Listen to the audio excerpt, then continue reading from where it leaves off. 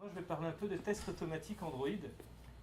Voilà, parce que je fais du QA. Je ne suis pas officiellement développeur. Je développe un peu mes tests. Parce que voilà, faut un peu coder. Mais voilà, j'ai moins de compétences de développeur que certains. Et donc le but, quand je suis arrivé à TID il y a à peu près 2 ans, c'était de tester automatiquement les publicités, voilà, comme on fait de la pub sur les téléphones Android, parce qu'avant tout était fait à la main. Il y a un code 0.10. 036, vous le connaissez maintenant. Donc, voilà, donc là je me présente. Donc au début, voilà, tout était fait à la main, et voilà, sur Android, iOS, c'était galère de vérifier Android 4, Android 6, Android 5, est-ce que ça marche, est-ce que si je retourne le téléphone, si je clique dessus, mais voilà, sur tous les téléphones, est-ce que j'entends le son? Voilà, évidemment, il fallait automatiser parce que ça prenait beaucoup de temps. Donc, je ne connaissais pas grand-chose en test automatique quand je suis arrivé il y a 2 ans, mais j'avais comme mission de tester les outils un peu, voilà, ce qu'on pouvait faire, et de voir simulateur ou voilà, donc de se poser des questions. Déjà, le choix des outils et un peu comment j'ai fait mon choix, parce qu'il y a plusieurs choses, il n'y a pas énormément de choses qui existent, mais voilà, donc quelles sont les options et quels sont les choix par rapport aux problématiques qu'on avait. Déjà, on se demande toujours sur Android, est-ce qu'on utilise un vrai device ou un simulateur? Le simulateur, évidemment, ça a des avantages, c'est pas cher. Peut-être une licence, donc il y a le simulateur Android qui est fourni donc avec le SDK. Il y a Genymotion qui est à 100 € par an, on se dit c'est pas cher, il y a tous les téléphones, ça vaut le coup. Voilà, on peut avoir un parc important, je veux un Samsung S6, c'est simple, j'ai qu'à le télécharger. Voilà, ça n'a pas d'infrastructure, on n'a pas des batteries à gérer, on n'a pas à dire merde ça n'a pas rebooté, lui il a une mise à jour à faire, je fais ok, alors il a mis un pop-up toute la nuit, c'est embêtant. Donc on se dit c'est plein d'avantages ces simulateurs, mais du coup j'ai essayé quand même parce qu'au début j'allais pas faire acheter à la boîte 5 téléphones Android pour me dire non en fait non j'en ai pas besoin. Mais on se rend compte que c'est peu fiable, évidemment, on n'est pas sûr à 100%. On peut pas dire du coup en tant que testeur oui, ça marche sur S5. Ça marche sur un vrai? Sur le simulateur, ça marche. Mais déjà, quand on dit ça, on est moins crédible. Et du coup, voilà, c'est pas terrible. On a des lenteurs. Ceux qui ont testé le simulateur fourni avec le SDK, je vois pas comment on peut utiliser ça. Même avec un i7, enfin voilà, c'est impossible à gérer. Genymotion est très rapide, mais il crache quand il y a une vidéo qui se lance, donc c'est pas terrible quand on fait des tests vidéo. Enfin voilà, et au final, ça apporte plus de problématiques que ça en résout, parce qu'on se dit ça va être simple, et voilà, et j'ai pas beaucoup de maintenance. On ne peut pas directement installer des applications depuis voilà, c'est limité. Si je veux, par exemple pour Genymotion, on ne peut pas avoir Chrome directement, il faut avoir une version de Chrome un peu piratée. Genymotion ne veut pas communiquer comment on installe Chrome, il faut trouver sur le net. Enfin, on commence à faire du bricolage et ça aussi, c'est pas très sérieux. Sur le vrai device, donc bon, évidemment, on peut garantir. Sur le Samsung, voyez, je vous montre, ça marche. On a une fiabilité donc à 100%. Et alors, je voulais appuyer pour pas que ça se mette en veille. Et du coup, voilà. Et par contre, c'est coûteux, évidemment, parce qu'il faut acheter Samsung S6 à 600 balles sans carte SIM. On a un parc à gérer, voilà, des reboots, des installs, des batteries qui gonflent, hein, parce que quand elles sont branchées toute la journée, moi j'ai eu des batteries grosses comme ça, j'ai cru que j'allais foutre le feu. Donc voilà, parce que j'avais un hub USB qu'envoyait, on m'avait dit enfin un hub USB qui envoie plein d'ampères, parce que pour brancher tous ces mobiles en même temps, ça envoyait beaucoup trop. Moi j'avais toutes les batteries qui gonflaient, les écrans qui se soulevaient.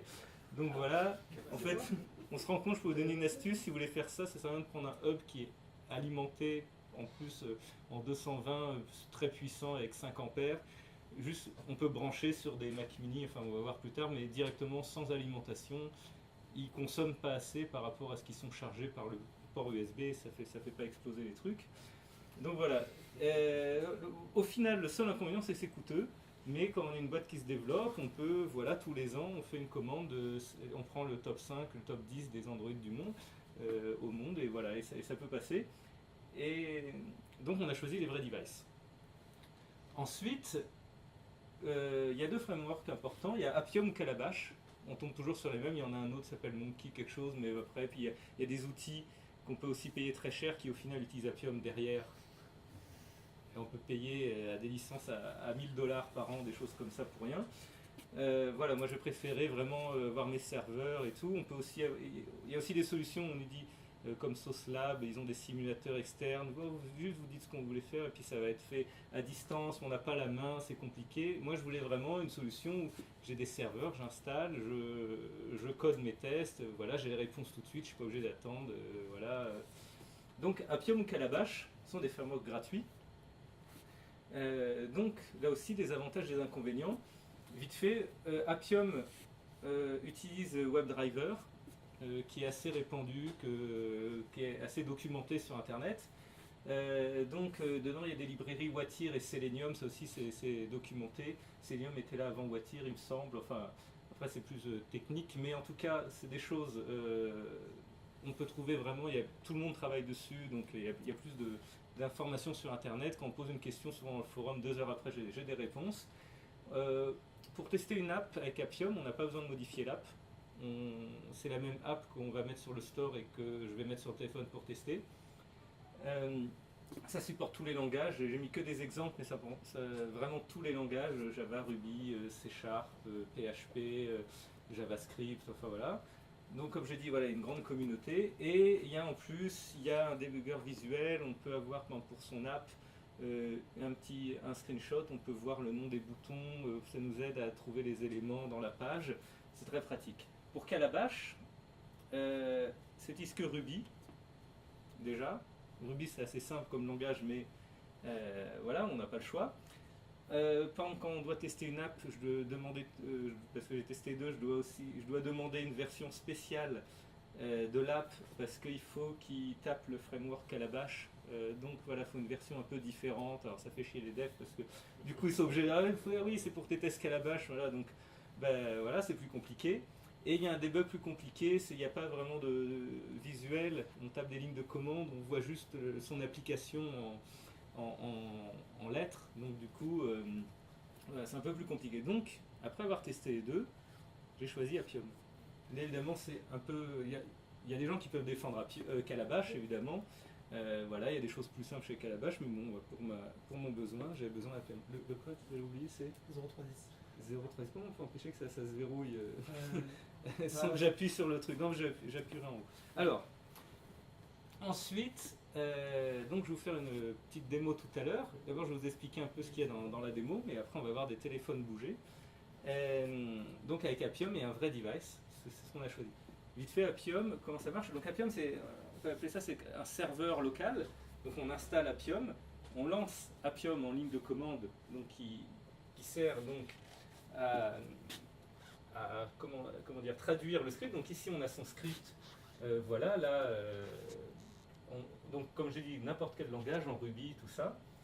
On passe par Appium, qui va utiliser UI Automator, avec la nouvelle version, avec iOS 10, par exemple, ça a changé maintenant, mais voilà, je crois que c'est un vieux schéma de l'année dernière.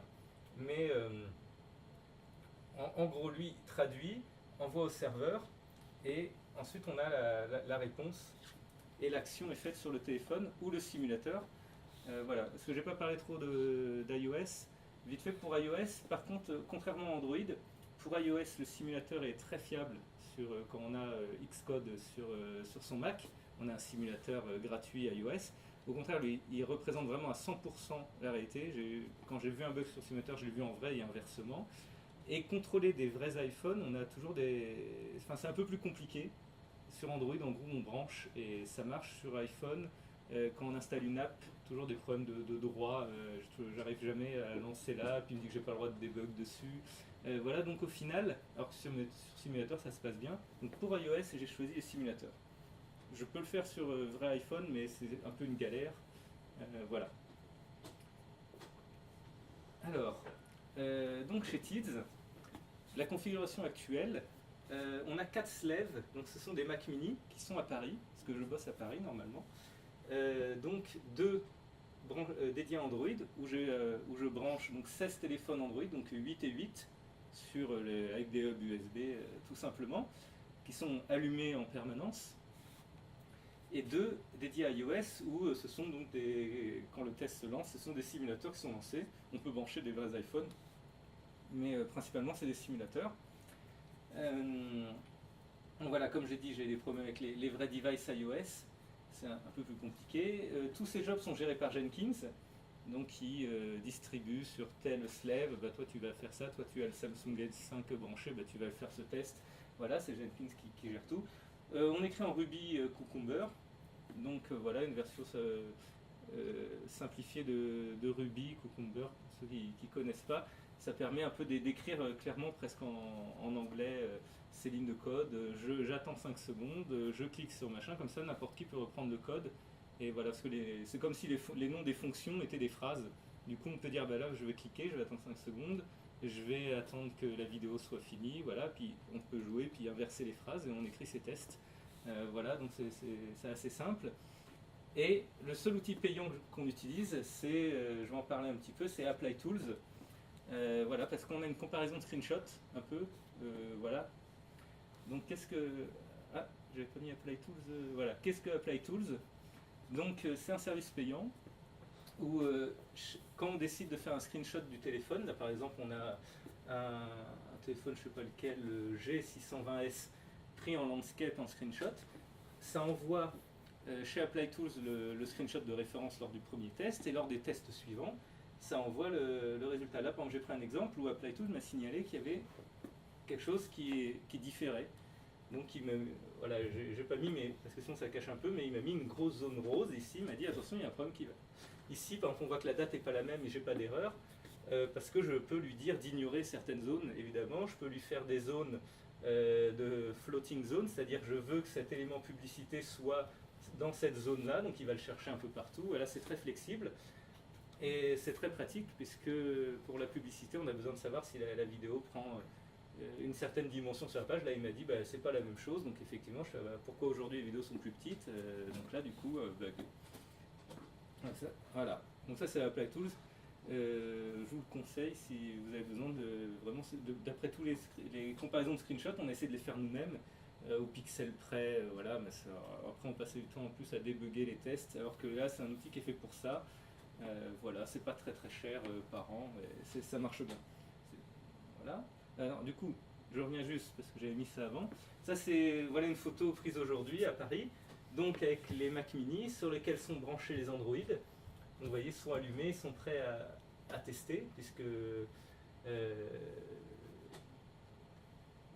il y a des codes de verrouillage dessus et Appium ne peut pas déverrouiller avec un code de verrouillage, donc on les laisse allumer. Voilà, ça fait un petit lab, et ça, voilà, il n'y a pas... C'est juste un Mac Mini, des câbles et des Android, et il n'y a pas de... Parfois on voit sur Amazon des bacs pour en mettre 100, des trucs comme ça. En fait, c'est vraiment 100% fait maison, et ça se passe très bien. Donc, avant de faire un petit test pour vous montrer un peu, voilà, on va voir des actions faites sur un téléphone.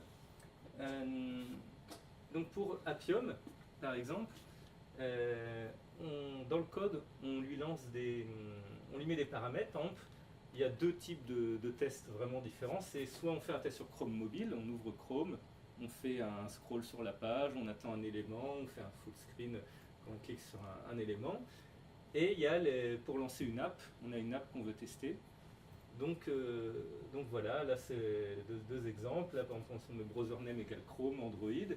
Ici, j'ai des fonctions qui, en fonction du téléphone branché, je lui dis, comme il y a tous les téléphones branchés en USB, j'ai un tableau et je lui dis, je veux tester le S5. Lui, il va chercher dans le tableau la correspondance avec le UDID, donc le numéro de série du téléphone. Ici, ben, le S5 c'est celui-là. Donc du coup, je vais me connecter sur celui-là, il fait la ligne de commande. Voilà, pareil pour lancer une app, il suffit de mettre le app package et le app activity de l'app. Là, il va lancer l'app de Tids Demo avec l'activity, c'est-à-dire la première action quand on lance l'app. Là, il veut faire voilà, sur la main activity, sur la home page. Donc voilà. Donc la première chose, c'est qu'on configure ces caps. Ensuite, comme je dis, on lance Appium dans une fenêtre à part, donc soit manuellement, soit de façon automatique. Sur les slaves, bah, ça se lance dès le démarrage du slave. Il y a Appium qui est là pour écouter et pour convertir les commandes. Dans le code, pour lancer Appium, on récupère donc les capabilities, qui sont les paramètres. Euh, Vraiment, je vous ai fait ça vite fait, mais il y a sur le web pour les premiers tests, évidemment, on trouve des petites fonctions déjà écrites. Là, c'est en Ruby, hein, comme j'ai dit. Là, on trouve donc des trucs tout faits. Donc voilà, ensuite on les passe, on lance un objet, on lance un browser, là c'est pour Chrome, voilà, qui fait un nouveau driver, enfin voilà, c'est assez simple, c'est quelques lignes. Et là, juste ce que j'ai montré, ça permet déjà d'ouvrir Chrome. Et ensuite, on peut faire des actions. Il faut juste savoir qu'il y a deux contextes pour Appium. Sur le téléphone, il y a le contexte WebView et le contexte native. Un peu comme voilà, si on développe sur Android, on connaît un peu. Donc, on peut, par exemple, ça c'est une fonction d'Appium pour choper le contexte, driver courant de contexte. On sait du coup sur quel contexte on est qu'on en WebView ou en native. Là, on peut changer en native. Voilà, donc la différence. En WebView, on contrôle donc tout ce qui est web, par exemple Chrome, ou alors dans une application, il y a des WebView. Voilà. Et native, c'est vraiment, on parle de l'écran lui-même.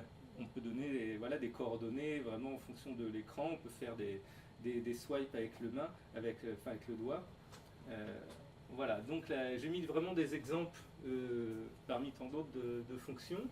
En WebView, par exemple, on peut trouver un élément, donc browser.élément, donc on peut trouver dans sa classe, hein, comme on le trouve dans le code HTML de la page, le text player, on clique dessus, donc il va trouver tout simplement dans le HTML la classe text player, il va cliquer dessus. Là, par exemple, cette fonction que j'ai mis, voilà, va nous retourner la location du text player, donc dans la page, même si le text player n'est pas affiché, il va savoir qu'il est au pixel 720 par exemple, parce qu'il scrute toute la page. Et ensuite, on scrolle directement au pixel 720, qui est donc ça va nous donner un tableau de deux paramètres avec voilà, le X et le Y, on va scroller jusqu'au Y, voilà, donc c'est vraiment assez simple. Donc vraiment une ligne, une fonction, une action. Et là, ça c'est des exemples d'actions natives, donc du téléphone en lui-même et pas de WebView. Là, pour faire des swipes, par exemple avec Appium, donc il y a une librairie vraiment spéciale Appium, Touch Action, où on met en coordonnées le X et le Y du doigt, et on met à la fin le Y, enfin le X et le Y, et du coup, il suffit, voilà, par rapport à l'écran. Donc moi, par exemple, j'ai un tableau suivant les résolutions des écrans. C'est écrit en dur. Je sais que le S5 a une résolution de 1000 sur 600 par exemple. Donc du coup, si je veux faire un swap de 50% de l'écran, il suffit de calculer où je commence pour trouver les valeurs suivant les écrans. Voilà, parce que les écrans HD ont des plus grandes résolutions. Donc forcément, si on met les valeurs en dur, on va avoir un petit swap, et un écran de basse résolution va faire un swipe énorme. Donc voilà, en fait, il y a plein de fonctions, il faut vraiment être très carré au niveau du code et vraiment bien écrire toutes ces fonctions à l'avance et ces calculs pour que le swipe rende exactement le même sur tous les téléphones. La durée du swipe, voilà, si on veut que ce soit très lent ou s'il aille très vite, voilà, c'est suivant l'action qu'on veut faire. Là, une autre fonction qui voilà, vérifie dans une application. Donc là, on vérifie donc les éléments de classe widget TextView. Donc on cherche tous les éléments au pluriel qui sont TextView. On prend a priori donc le deuxième, puisque j'ai fait un 1. Voilà. On regarde le texte de cet élément. Est-ce que ça inclut Ready to Show? Et voilà. Et là on a la réponse. Et on pourrait cliquer dessus à la place de vérifier le texte. Enfin voilà. Bien, la veille. 0,310, c'est ça? Excuse-moi, est-ce qu'on peut enregistrer une action, par exemple un swipe de la moitié de l'écran?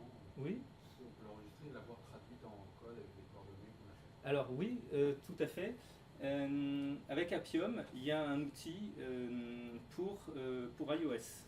Je n'ai pas vu pour Android, mais de toute façon, le code est similaire pour iOS et Android la plupart du temps. Voilà, normalement c'est la même chose. Donc quand on installe Appium, on peut l'installer en ligne de commande. Donc on n'a que du texte. On peut installer, ils ont un outil qui n'est pas à jour. D'ailleurs, ce n'est pas la dernière version d'Appium, mais on a une console. Et sur la console, on peut ouvrir par exemple l'application depuis la console, et on voit un screenshot de l'application, et il y a un bouton record, et on peut faire un geste, un clic, et lui va nous le traduire. Mais parfois il ne le traduit pas très bien, c'est-à-dire que là j'ai mis par exemple, on cherche les éléments TextView. Par exemple, si j'allais cliquer sur un élément TextView, on pourrait s'attendre qu'il fait find élément au singulier TextView.click. Et en fait, on constate qu'il nous met le pass de l'élément. Et donc on a un truc avec 45 slash qui peut changer à n'importe quel moment, parce que si jamais on décale les éléments, il va cliquer sur le mauvais. Donc il n'est pas forcément très intelligent. Pour le swipe, ça marche bien, oui, mais on aura les coordonnées en dur. Quand je fais un swipe, voilà, il va me le traduire. Et après j'aurai un truc en dur, mais sur un iPad, sur les coordonnées, ça ne va pas faire exactement la même chose, ça va faire un petit swipe. Voilà. Donc en fait, il y a plein de sites, comme je dis, c'est très documenté. Il suffit de taper swipe dans Appium iOS par exemple, et on a la fonction, et voilà, plutôt les outils sont pratiques pour faire une action, mais ça nous aide vraiment pour cette action-là, mais si un élément change, ça ne va plus marcher, alors qu'il faut mieux réfléchir en aval. Voilà, c'est pour ça que voilà, là c'est des variables et c'est pas du dur. Voilà. Donc ça c'est des exemples de fonctions. Et ensuite en Cucumber, donc maintenant qu'on a vu comment lancer comment lancer Appium, lancer l'application ou le Chrome, comment on fait les actions, maintenant en Cucumber, on a par exemple un exemple Chrome mobile où on écrit donc les fonctions. Je vais sur cette URL, on arrive à lire ou pas, ça va. Je scroll jusqu'au mobile inRead, donc là c'est la fonction qui va chercher les coordonnées, voilà, pixel 720 du truc, et qui va faire un scroll to comme on a vu tout à l'heure. On va attendre un élément, donc on va attendre voilà, jusqu'à temps qu'un élément d'une certaine classe apparaisse ou d'un certain nom. Voilà, donc on peut écrire, on peut interchanger. Si on décide finalement que la vidéo ne démarrera pas, donc on peut remettre un élément avant. Ici, on fait une commande pour lancer un test de screenshot. Donc je l'appelle comme je veux. Je lui mets un numéro parce que ApplyTool référence les screenshots par rapport au nom. Donc il faut que le screenshot ait le même nom que celui d'avant pour pouvoir être comparé. Donc je récupère des variables pour que le nom soit toujours le même. Voilà, j'ai même une fonction de tracking, mais ça c'est pas Appium, mais quand les devices, on les fait passer donc par un proxy, on peut récupérer les traces, voilà, les requêtes qu'il fait, et on peut capturer, par exemple, avant on l'a capturé en CSV, après on lisait le CSV rapidement, on regardait s'il y avait bien les trackings, donc les requêtes qui passaient, ça permettait en plus de voir, en plus des actions, si voilà, Progress 29, le tracking est bien passé. Maintenant, on utilise un serveur HTTP, c'est encore plus rapide parce qu'avant, il fallait utiliser Charles qui permettait de capturer les traces, télécharger le CSV, ouvrir le CSV. Enfin, en gros, ce test, il prenait 3 secondes. Maintenant, on a un serveur qui nous répond immédiatement et du coup, on interroge le serveur, est-ce que tu as bien reçu ce tracking? Voilà, c'est un petit plus qui permet vraiment de valider. Donc, on valide visuellement, on valide qu'on envoie bien les bons trackings et on valide qu'on peut faire les actions, si voilà, que la vidéo est bien là en cherchant les éléments. Donc, ça valide à 100%. Les applications. Alors, voilà. Ensuite, vite fait, un peu la même chose pour tester une application. Donc c'est le même principe. Là, c'est l'application que je vais vous montrer dans un instant.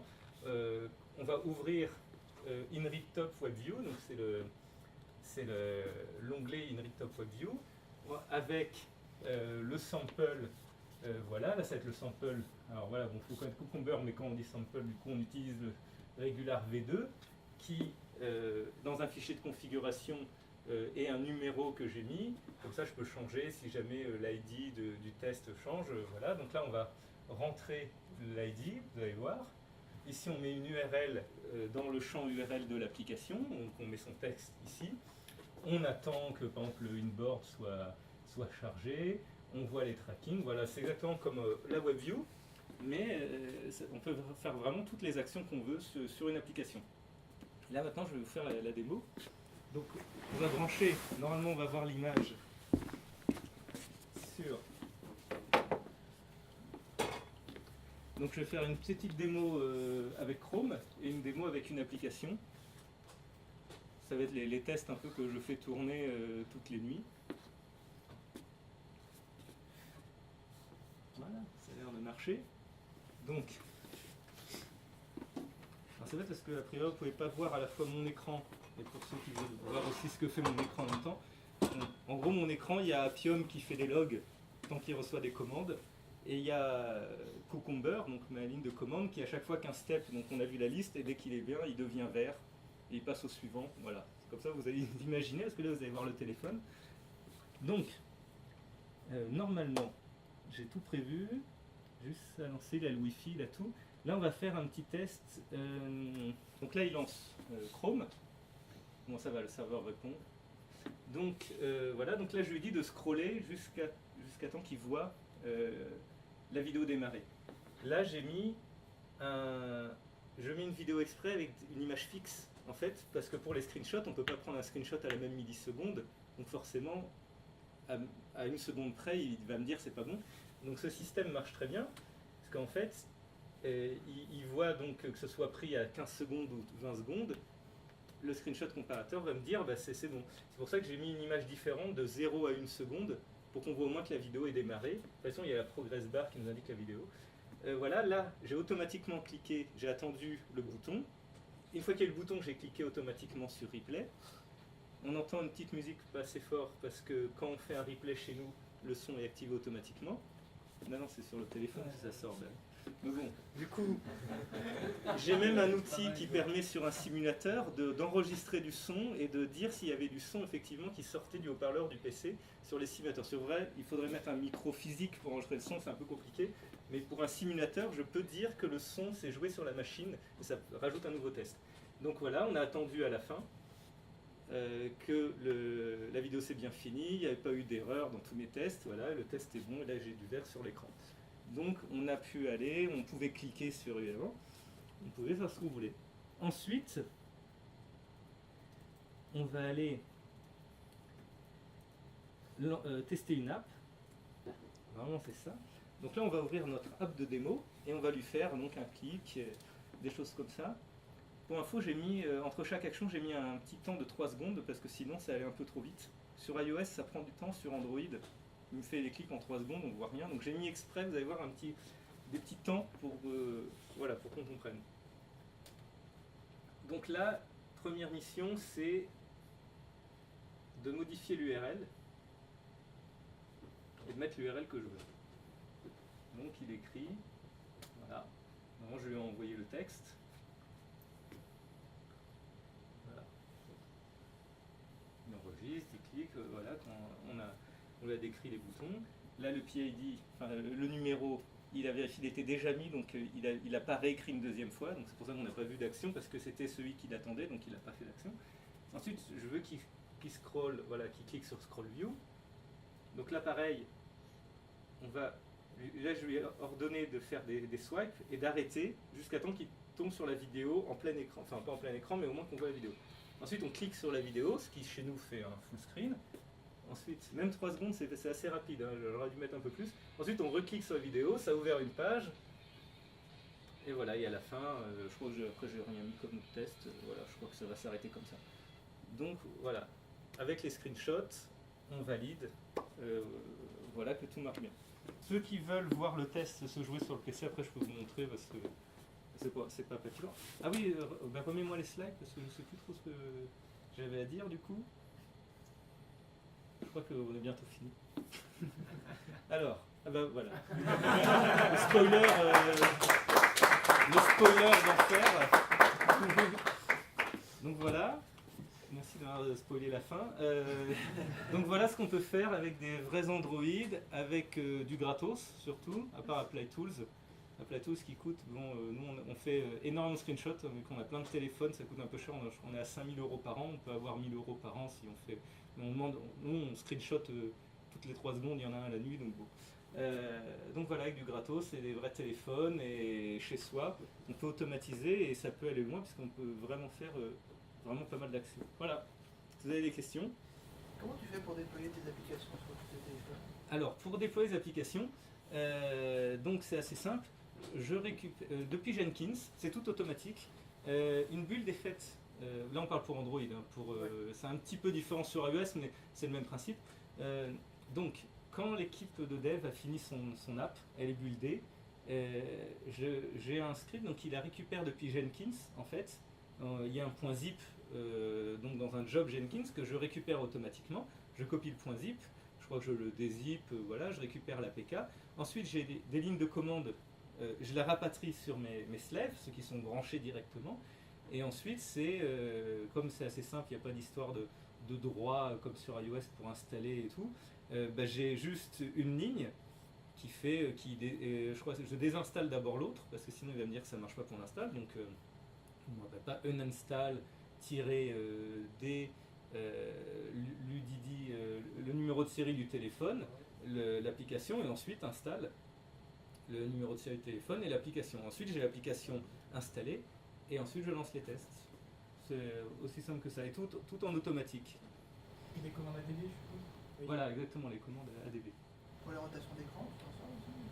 Non, parce qu'on ne peut pas les faire. On essaie de trouver un truc facile pour Android, pour lui faire croire à un Android, parce qu'on peut, à Paris, voilà, je ne vais pas m'amuser à les tourner la nuit.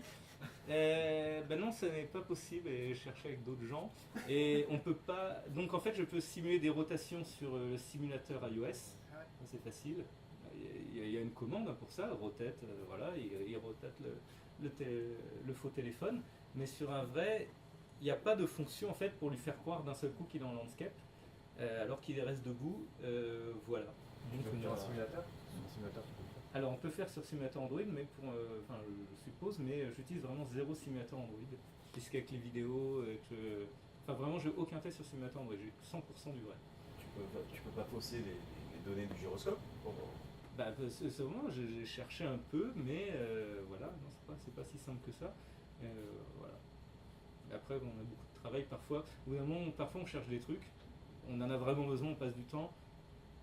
Parfois on passe moins de temps, parce qu'on a d'autres trucs à faire. Alors on se dit, bon, tout le monde a le même problème, Appium ne le gère pas, voilà. Donc, voilà. Les Lego. Comment? On fait des imprimantes 3D en Lego, alors on doit bien trouver un truc en Lego pour pouvoir tourner. Ah oui, Ouais. c'est pas bête. Là, c'est vrai que je pourrais programmer un truc qui tourne le truc à une certaine heure. Il faut être synchro avec le test, hein, parce que. Ah, il doit bien y avoir une commande. Oui, une commande dans le test. Tu faire un script tourne le pour truc. le test et pour envoyer la rotation. On va dire. Voilà. Une petite boîte de Lego pour le Noël petit. Voilà. Pour les auditeurs. Merci. J'ai déjà eu l'iPhone 7, déjà, c'est pas mal. Est-ce que tu as eu d'autres imitations avec Appium sur ce que tu as pu Bah, ne pas Appium, faire la rotation? Là, j'ai décrit un Appium qui marche bien, tout est beau. On a l'impression demain, on fait tourner sur Android. Vraiment, pour avoir vraiment des vrais tests où je me sentais à l'aise, où j'ai l'impression de faire ce que je voulais, ça m'a pris 6 mois quand même, en partant de rien. Il y a des limitations, par exemple, encore il y a récemment. Donc, Appium utilise Chrome Driver pour contrôler Chrome. Chrome Driver fourni par Google. Et depuis que Chrome est passé en 54, il me semble, le Chrome Driver, parce que nous on doit tester Chrome Driver 54, les Chrome 54, les Chrome 44, on teste un peu, on a un peu des échantillons. Normalement voilà, c'est rétro-compatible et tout. Et là, le dernier Chrome Driver contrôle le Chrome 54, mais il ne contrôle pas les anciens, et le vieux Chrome Driver ne contrôle pas le 54. Donc j'ai, par exemple, avant de se rendre compte, je vois sa merde et tout, faut réfléchir, je dis, mais attends, c'est celui qui a 54, là. Parfois les messages d'erreur ne sont pas explicites. Donc voilà, et donc j'ai une fonction qui prend la version de Chrome au début du test dans le téléphone, en fonction, et il utilise l'application différente. Pour Appium, moi j'ai vraiment vécu depuis 2 ans chez du Appium, ça a vachement évolué, et il y a eu des mises à jour importantes, et il y a beaucoup de fonctions qui d'un seul coup n'existent plus, qui deviennent obsolètes.